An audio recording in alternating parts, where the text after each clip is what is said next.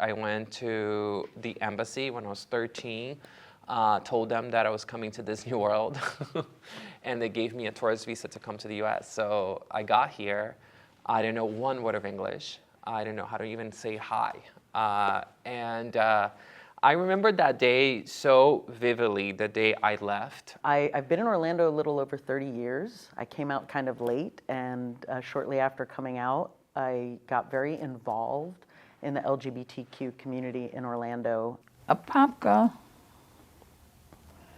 if you on your side of the track, put it like this, you'll do fine. But if you go on the other side of the track, it wasn't so good. We moved into South Apopka, and we were the only white folks that lived, in this neighborhood. There was one house there that we actually got the Catholic Diocese for only $17,000 to buy the house. In those days, we were the Office for Farm Worker Ministry. Our economy is so dependent on tourism and agriculture and other low-wage jobs. And it doesn't help that folks see that as non-skilled jobs. Every summer it gets hotter, and folks are leaving the fields into construction jobs, which are also out in the open. Pulse was a blip in a lot of people's lives, and it was a crucial moment, but people had so many other things that were going on that some of us just had to get up and continue going while trying to figure out the balance of everything that was happening in our community. We're the ones that are doing the work on a daily. We're the ones meeting folks at the coffee shop or at the gas station. I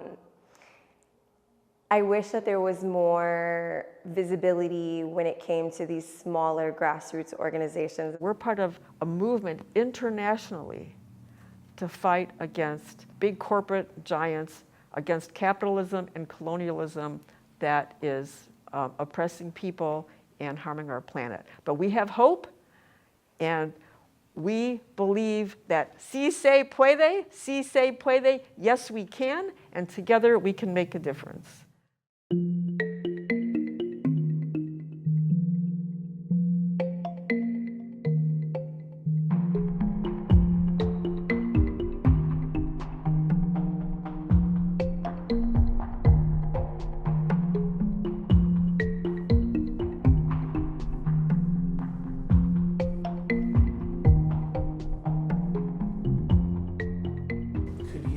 Give us just like a brief overview of the political landscape in Florida? Yeah, a brief overview. Okay, it doesn't. A brief overview of the political landscape of Florida. As in depth. Okay. The political landscape. So, as I said, Florida is such a complex state. So I am a proud father of twins, and my twins, they each have their own different personalities. And Florida, I feel like, is my life every day at home with the twins that I have, because when one is super happy with me, the other one is very upset, and it's just completely different. So if you split the state up in 5 areas, you have the Panhandle, you have North Florida, Central Florida, Tampa Bay, and then South Florida. Each one of these areas have very different political landscapes. Each one of these areas have a very different complex way of dealing with how the political atmosphere is. My name is Chevalier Lovett, and I proudly serve as the Chief Operating Officer for Florida Rising. I was born and raised here in Central Florida, particularly in Winter Park, Florida. My career has spanned in a nonprofit for the last 15 plus years. And almost for a decade, I've been working in movement work, particularly civic engagement and political work with Florida Rising. Central Florida is going through a really significant, very exciting moment of the growth that we're experiencing. When I was growing up, the buildings that are around us now didn't exist. I got to see most of these buildings, like the building we're in right now was not on Lake Eola. This was a parking lot that my mom would park here and would take us on the lake that's behind us. Over the last 23 years, with Mayor Buddy Dyer at the helm, Orlando, the city area, he wanted to become a robust business center. It just has continued to grow and grow and grow and grow in the central core of Orlando. Now, the issues that comes along with is it has since pushed out a lot of generational families. About 20 minutes down the road, Ocoee, the Ocoee massacre, where 100 black families were slaughtered and murdered. They came to seek refuge here in Orlando, and they came to seek refuge about 10 minutes down the road in Winter Park. And they built, they started to build their families here. But as the city grew, as it came into a little bit more wealth, as wealthier families decided that they wanted more, it pushed out the history. Just because there's a governor here that doesn't understand the needs of everyday people doesn't mean that it's a red state. What that essentially means is that those are just the wrong people in power. When you look at the largest areas and communities being affected by needs, they're really progressive areas. We've always been a highly populated community of immigrants, of queer folks, of working class folks. Back in 2016, Central Florida faced one of the most horrific tragedies to the queer community, which was the Pulse tragedy, which was 8 years ago. I myself had 5 friends murdered. 5 friends were murdered of mine in that particular tragedy, and we had 44 other angels lost in that. Most of the folks that were in the nightclub that night came from immigrant communities and came from either being associated as queer themselves or just being accomplices and allies in the queer community, trying to go have a good time and not knowing that their life was going to be threatened that night. That night only highlighted kind of the fears that these communities have faced for decades.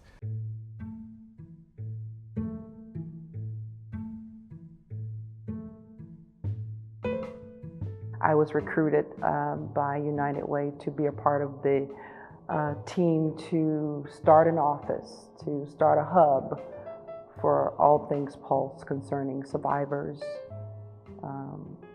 their families, first responders, anyone impacted by that tragedy. We were started shortly after the Pulse tragedy, and it was really a space of healing because a lot of us understood that there were things that were being said and done that weren't necessarily for us or by us. From the beginning, a lot of us had to lean on each other. I think mutual aid was really what it was about. Even though there was a lot of funding that was provided on the outside, it didn't trickle into those that were really affected or really speak to those needs that we had. I think there was a big response when it came to mental health, but also understanding that talk therapy doesn't work for everyone, right? And that we need to have different options. So we really had to come with art. We had to be really, really creative when it came to being able to talk about these really, really hard issues, but also like understanding where people had a place to lay their head down, if people had enough food to eat. These were all concerns, and it wasn't until people were able to pause and stop and really listen is when we were actually able to make an impact. The survivors and the 49 families, they've been suffering since that night. We're frozen in time. We've been frozen in time since that day happened. We go through mental health. We go through the medical that we need to go. And I have a friend who got shot 12 times, still live with bullets inside her. What she's gonna do? She has to come out of pocket just to take care of her medical needs. If it wasn't for my caseworker, I wouldn't be here today. She helped me through a lot. She helped me through being in the street. She helped me through a lot of addictions, a lot of drugs, to get out of it, to give me more strength to think about what I was doing. Me being involved in Q Latinx is me being involved with family. Q Latinx has done a lot. I'm Latin, so you know, I support where it needs to be supported. And I feel that Q Latinx is my ground to stand. I think healing justice would look like stricter gun laws and protecting our sons, our daughters, changing those laws to protect the victims, allowing them to have a voice. Working in the community to build those relationships, starting the conversations, really looking at a person eyeball to eyeball, hearing their story, they're hearing your story, those bonding moments. And don't let me talk about, again, the Black community. Having a conversation around a meal is important. We get a lot done somehow in our communities. Food is love. And so if I get some dollars just to have a banquet to serve people so we can talk, it'd be wonderful. I wish funders would know that they need to continue investing in Florida. I hear very much when I go to conferences how folks don't want to come to Florida, but we need y'all more than ever. Like, the lack of the investment, we're still here, we're not going anywhere, and we're willing to fight, but we also need the support, the resources, and honestly the funding to be able to do that. In this social political climate, that it's really a difficult time. It's a difficult time for the smaller organizations. It's a difficult time for a lot of our clients. We have people fleeing the state. We have people that can't get their HRT and not wanting to be engaged in other spaces, because at the end of the day, like I told you, that's just a piece. Pulse was just a piece. So why am I gonna wanna talk about that if I can't get medical care, if I can't get food, if I can't get a job, if I can't get resources that I really need? I think if we can raise our voice, as cliche as it is, as a community, I think that we really can get things done, because we've seen it happen before. I've worked in nonprofit for 15 plus years. I've been a leader and an executive in nonprofit for almost around that time as well. And I've been able to travel the world to see other models and other nonprofit communities. And what I'm really, really happy and excited to say about Central Florida is it's probably one of the most thriving nonprofit areas in the world. Orlando has this like really neat urban rural area and kind of this outskirts. So if you're looking at a map of Orlando, and if you're kind of looking towards the northwest, towards the Apopka, you'll see it is an urban, and by definition, close proximity to a city, still gets some of the benefits of it. But Apopka is large, and Apopka also has rural communities. And Apopka is a large immigrant population, and it's an unknown immigrant population. Folks, when you think of Apopka, a lot of folks don't think like there's a lot of folks that migrate here and go into that area. Hope Community Center, that's why Hope Community Center stationed two of their hubs in the Apopka area. Hope Community Center has been around for 4 or 5 decades, started by 3 nuns who were supposed to be here just for a mission for a few weeks, and they never moved away. Sister Ann is celebrating her 85th birthday on Saturday, and she was one of the co-founders of that, and that really centers that kind of immigrant community that I spoke about. The executive director now, Felipe Sousa Lazaballet. I know people have heard of the DREAM Act. I know people have heard of DACA. You heard of the people who marched from Miami all the way up to the White House. That was Felipe.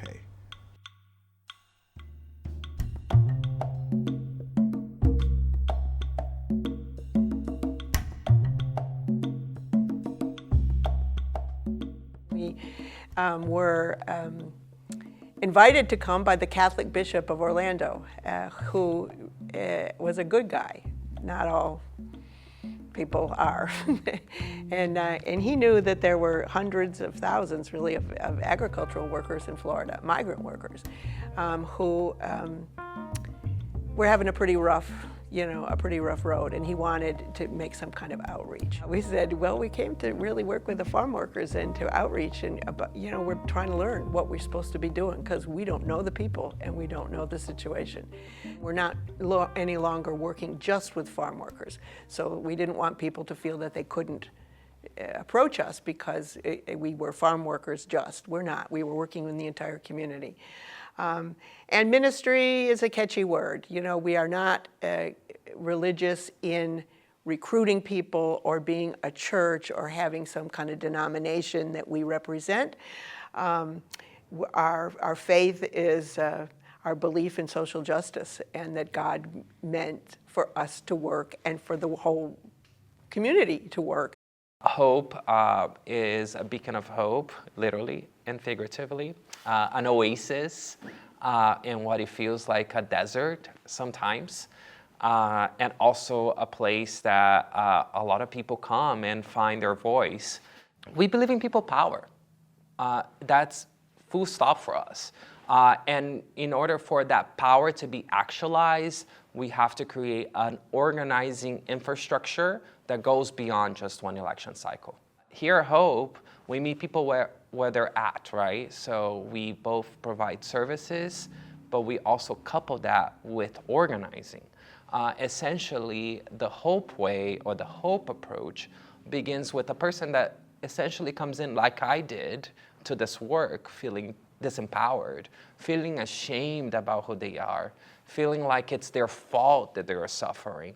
And then they go through a process that begins with us meeting them where they're at with services and trainings. Then we create a sense of community. So we have several community events that are really to build community that leads to a greater sense of belonging, a sense of people not feeling alone. That together creates personal transformation. It's like a light switch. You can't expect somebody to show up to a march or come out to vote or convince their neighbor to vote if they're worried about putting food on their table or worried about, you know, whether or not their kid can understand their class because they're ESOL students. It's really important that we serve the community while we're advocating for them. It's in our mission, that's what we do. The work of Hope is so imperative for Apopka because the people of Apopka have been marginalized and mistreated for a very long time. When the sisters came over 50 years ago, the agriculture work was divided between Black people and Mexicans, and they were taught to hate each other. Of course, they couldn't look for better conditions. We know that if we create a greater sense of we beyond ourselves, we have more power.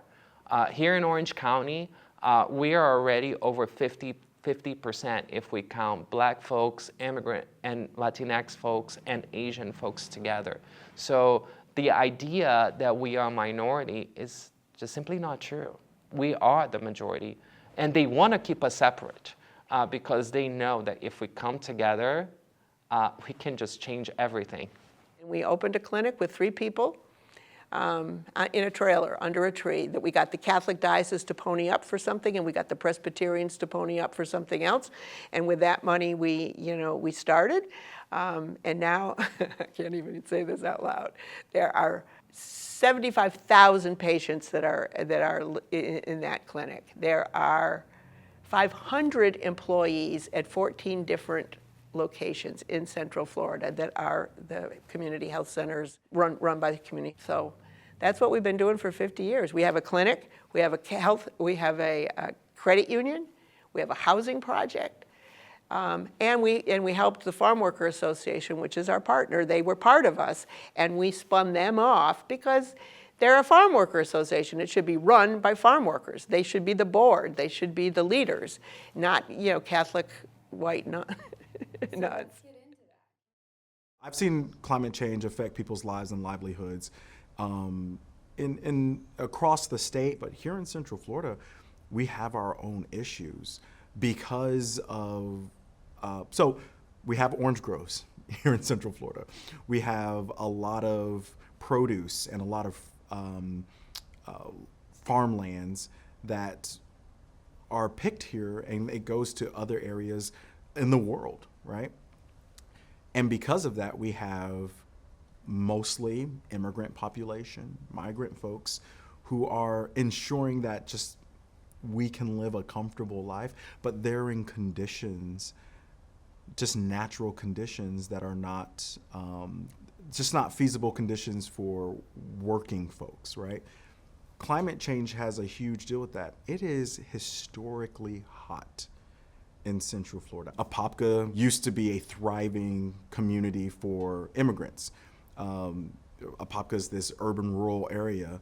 It's a mixture. It's a love child of what urbanism and rural things are. And now it's no longer a thing. Now you have immigrants being attacked there, trying to be pushed out, and there's more gentrification that actually happens. So I've seen right before my very eyes Central Florida change beautifully in the way of growth, in the way of opportunity, but I've also seen Central Florida at times not address what its history really was and is and should be, which is the thriving community of everyday working class people.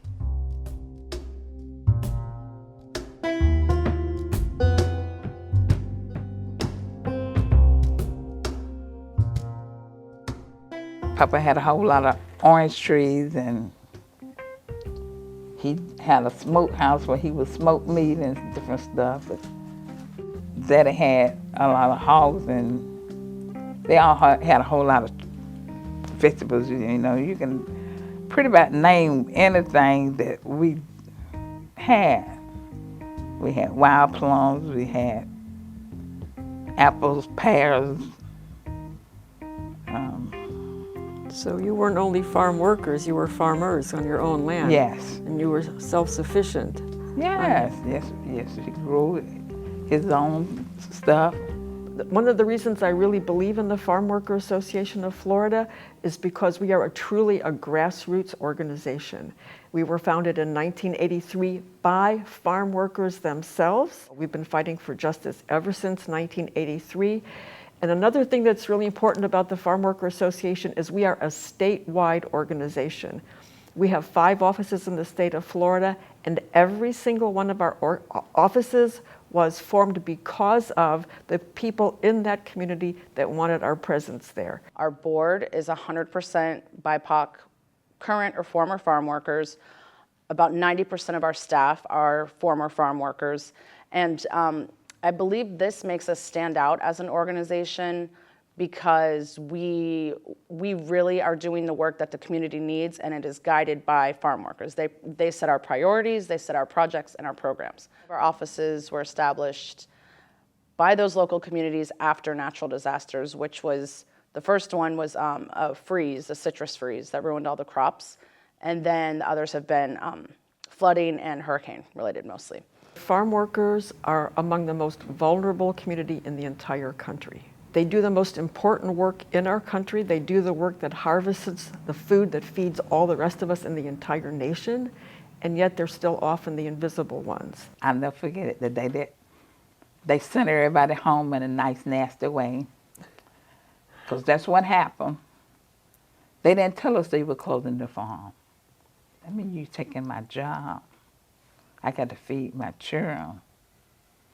I got to pay my bills. Crecí en el campo piscando fresa, maíz, frijol. Como no había trabajo en mi pueblo, a los 17 años mi mamá decidió traernos a Estados Unidos. Siempre digo que la Asociación Campesina ha sido una escuela para mí y que la misión de la organización, soy un ejemplo de eso, porque la misión de la organización es empoderar a nuestra comunidad campesina, inmigrante y de bajos ingresos.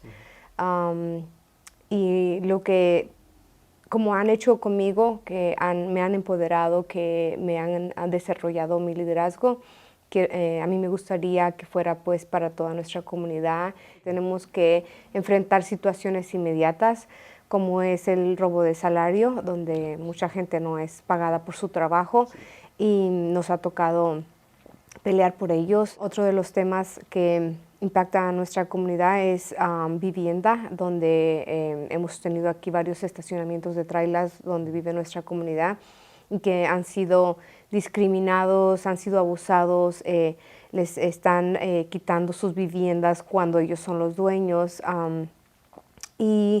o sea, discriminados, pero no no se puede hacer un caso legal porque es difícil probar que es una discriminación. Sin embargo, nosotros como organización hemos tratado de buscarles recursos e incluso pues hemos hecho manifestaciones en frente de los estacionamientos, con redes sociales, con medios de comunicación para poder presionar a los administradores y a los dueños de las trailers. If the Farm Worker Association of Florida were fully funded, we could do so much more. We have 5 offices in the state, and right now we have 4 community gardens, and the community gardens are suffering because we don't have the money for staff, for materials, and for land. Land is critically important. Our offices need land, our community gardens need land. Our system of agriculture cares more about the produce than they do about the people planting and harvesting that produce. And as such, they use toxic chemicals that affect the workers, and those toxic chemicals affect the environment. And both Superfund sites on Lake Apopka, the fact that we have 2 on Lake Apopka really says something about how this community feels about agriculture is supreme over environmental health and environmental justice. Immigrant rights are huge, especially this year with Senate Bill 1718 being passed in the state of Florida. That has made all of our staff and all of our work kind of pivot urgently to the most pressing needs of our communities. So while we work on heat stress and pesticide safety and know your rights projects and agroecology, we do all of these things. Over the summer, it was really, we got out in the community and did know your rights, so that our communities knew what they could and could not do under this new law, which essentially just almost made it illegal for immigrants to move around, not able to drive their kids to school, not able to drive their mom to the doctor. So for us to be out in the community saying, we need to march for labor justice, we need to march for this, our communities were like, we don't feel safe even coming into the office. The agricultural industry has a tremendous amount of power. Many of our state legislators and even members of Congress have earned their money from farms in the past, even tracing their legacy back as far as plantations in the Southeast. And so that political influence is what makes them have the power over the farm workers. One of the things that our organization works on is not just helping farm workers. We don't say that we help farm workers. We build power among farm workers because farm workers don't need help. They need access. We are the heartbeat of the state. We are central and the heartbeat of the state for a reason.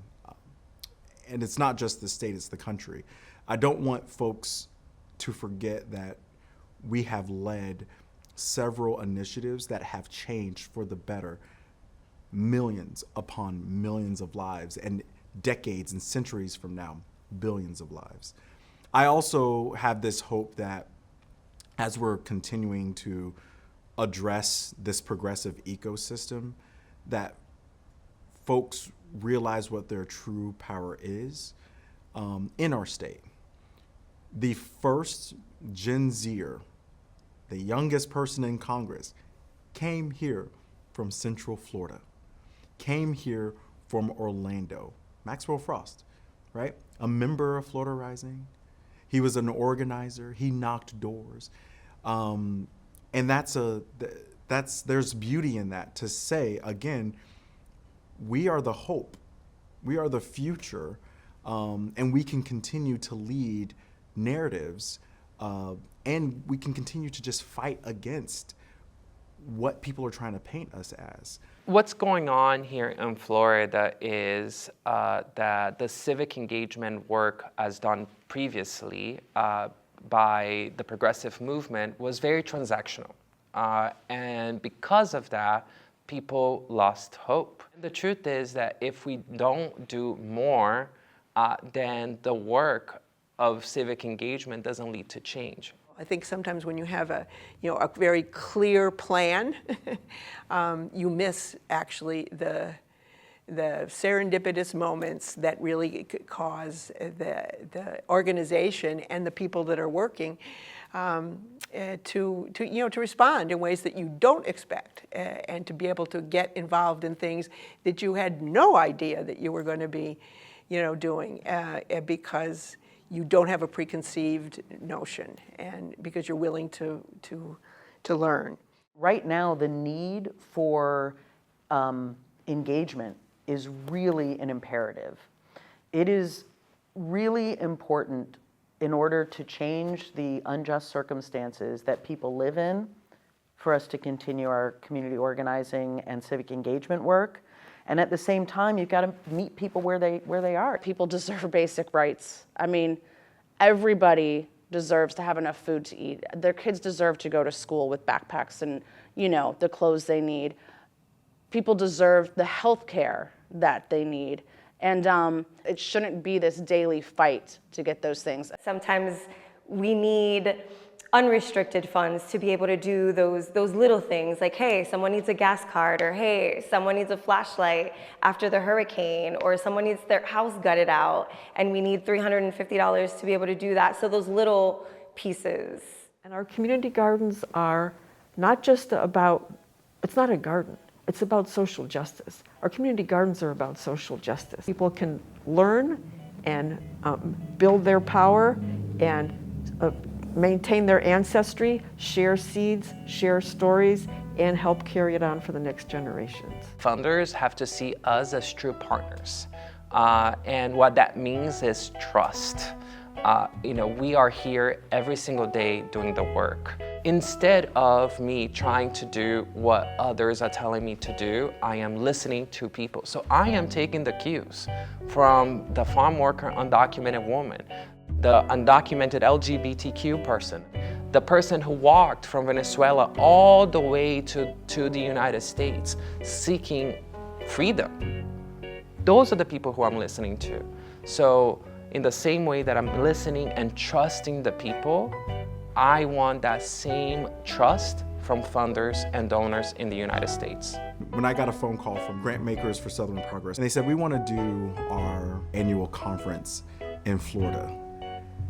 And I said, wow, you're what? Why? Because everyone else is running away. Everyone else that had our backs before, who said they were in the fight for this with us, most of them said, you know what, there's no hope for Florida, even though Florida's moving all these wonderful big things, and the stuff that people don't see is affecting other areas of the country, so we need to keep our eyes on it.